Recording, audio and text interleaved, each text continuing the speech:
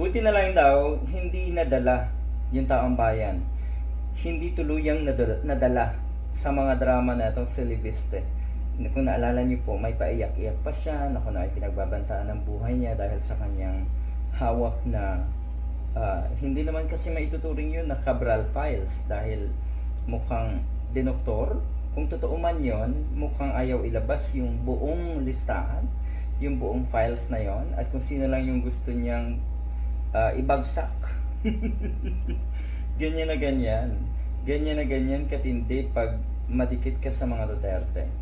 Yung talino, yung dunong ng mga taong nadidikit sa mga Duterte, nagiging kakaiba.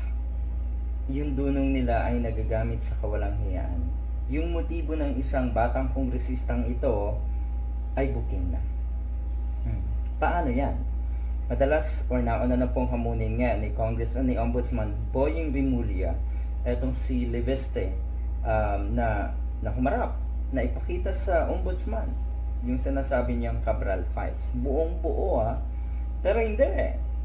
Sa halip ay puro siya sa media humaharap na andyan nga na paiyak-iyak pa at tila ba isa siya sa pinakamalinis ko na politiko ngayon.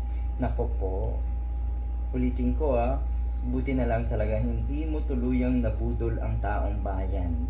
Totoo naman na hanggang ngayon idolo ka ng mga diehard. Normal yan.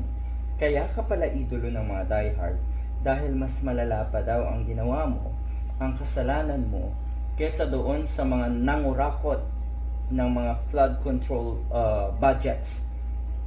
Mas malala ka pa daw. Ang sinasabi nga dito ni Congressman or ni Ombudsman Rimulya, ang sinasabi niya, mas masahol ka pa.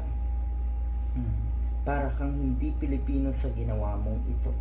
O ay baka kasi hindi naman Pilipino. So ayan, lagot. Paiimbestigahan na daw itong si Leviste, si Congressman Leviste ng Ombudsman. Dahil nga sa kanyang pagbenta ng controlling shares sa Solar Philippines nang walang consent, walang approval ng Kongreso. Yun pala ang dapat proseso. Kailangan ng approval. So ito ay pangtatraidor. Ang sinasabi nga ni Congressman or ni Ombudsman Rimulya, nakasalalay dito yung ating safety bilang isang nation. Kung ano man ang gusto niya sabihin. Pero wasak na wasak ka ngayon, Mr. Leviste.